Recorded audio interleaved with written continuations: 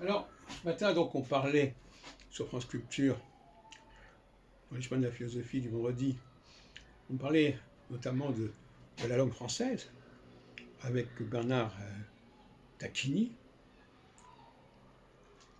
Et on en parlait mal, à mon avis. On en parlait à mauvais escient.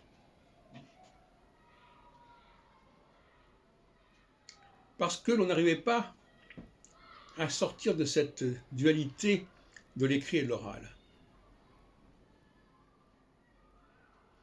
Et ce qui me paraît important, c'est de comprendre que le français est une langue qui est extrêmement libre. Elle est libre, cela veut dire quoi? Ça veut dire qu'elle n'est pas prisonnière de l'écrit.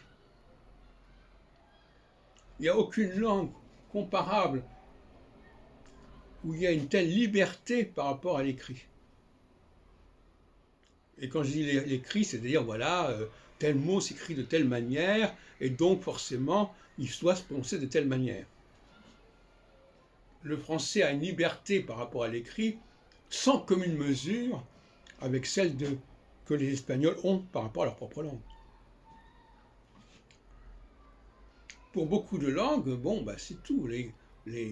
C'est écrit qu'il faut parler comme c'est écrit.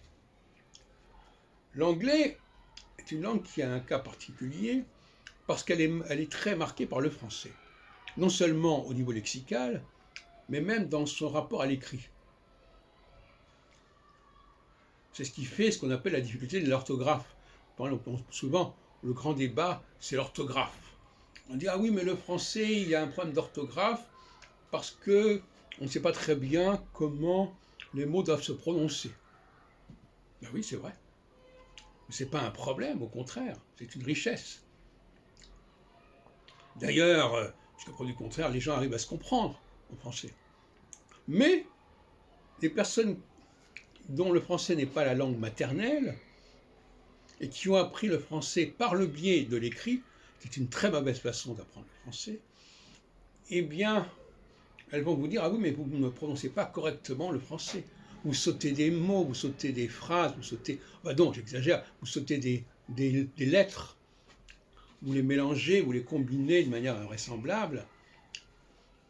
Et on voit bien qu'il y a toute une réforme de l'enseignement de la langue française qui est à envisager, qui n'est pas simple, mais qui viserait surtout à apprendre aux gens à interpréter le français librement.